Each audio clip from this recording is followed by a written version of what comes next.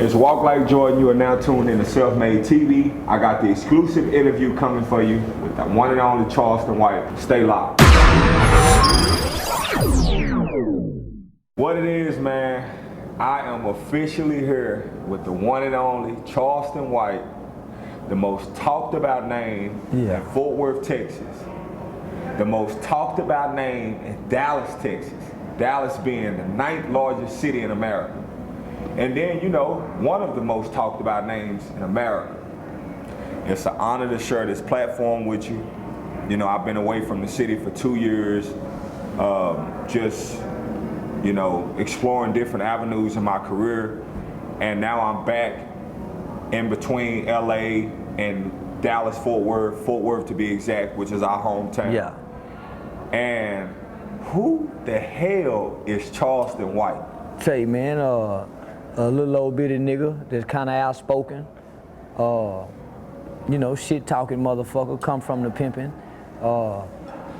and passionate about what he speak about, right? So Charleston White is a frustrated community activist who's been working in the community for the last 10 years, working with children in the school system, in the Texas Juvenile Justice Department, and I'm frustrated, homie. So I got on the internet and started voicing my frustration from the work that I do in the community, the shit that happens in the community, the lack of engagement, the lack of support from the churches, the lack of support from other black people. And so I brought it to the internet to cuss people out about the community and for the community, all the while advocating for children.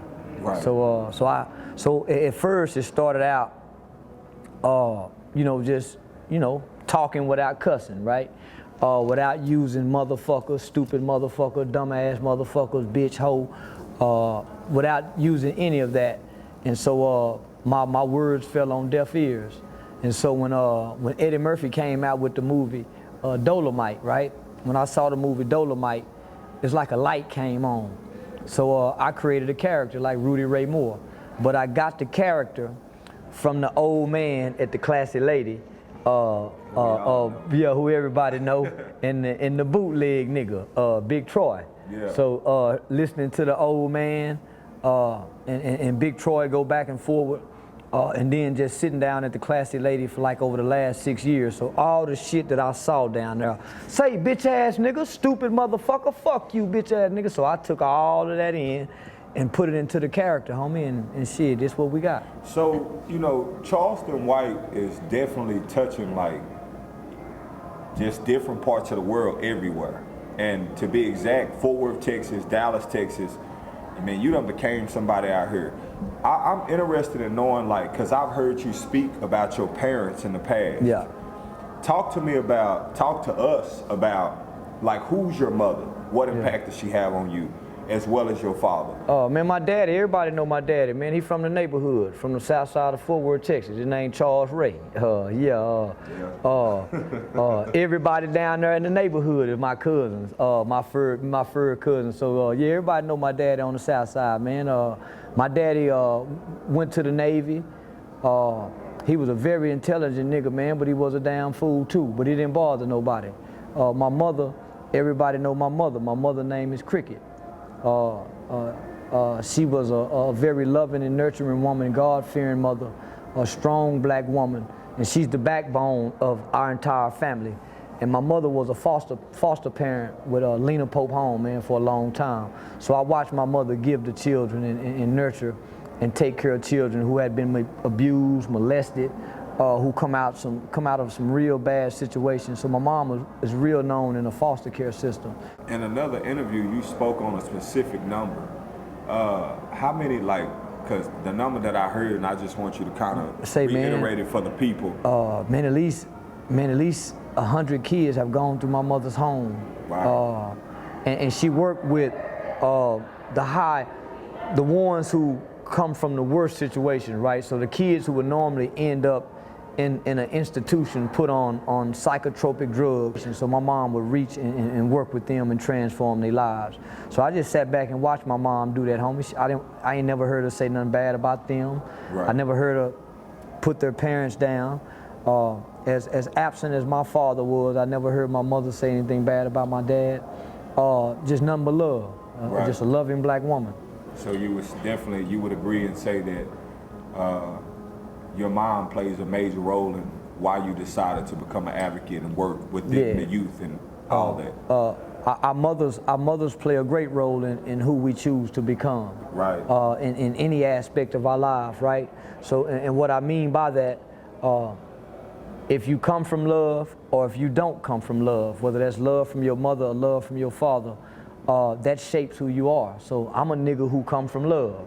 Right. So I had to learn how, if me and you was fighting, I had to learn how to kick you when you fell on the ground, because I come from love. I'm really a loving kid. I come from a loving home. I don't know how to beat a nigga up. I know how to defend myself to stop you from beating me up. Right. I had to learn how to beat a nigga up because I come out of love. Right. Compared to a nigga who didn't come from love. He come out the house beating people up. I would definitely agree and say that you are, like, for those of y'all that's watching, like, dude been genuine ever since I reached out. You know, it's genuine, and then when you actually come across you in real life, it's genuine. Yeah. So I can say I see where you're coming from. I want to ask, because it like people always say, Charleston White is working in the community, or he's a youth advocate. You know, what specifically are you doing as an advocate? How did you get involved with that? Who are you working with? What programs, you know? Right now today, man, I literally work on capital murder and death penalty cases. Okay. I would say the mitigation's firm name, and I'm gonna say it anyway. The Ross Mitigation, Criminal Defense Mitigation Specialist, right? It's a firm.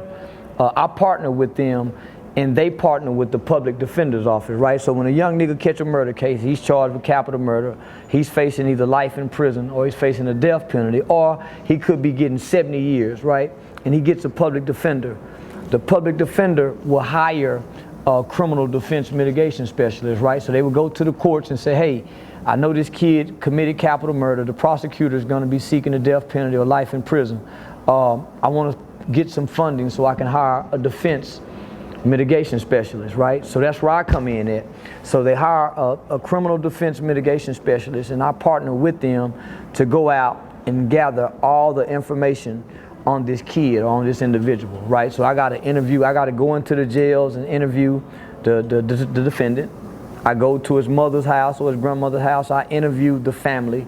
So I get the life story, I get the backstory. I find out if he got a coach that can tell us about who he was in the 3rd grade. Those are mitigating factors, right, that we would go back and present to the courts and say, hey, I know this guy killed somebody, but he was raped when he was 2 months old. Right. He was brutally beat when he was 9 months old. He fell off a building and cracked his skull when he was 12 years old. So we present all these mitigating factors in hopes that the court will say, okay, this kid doesn't deserve the death penalty. So that's what I do for money. I get paid to do that.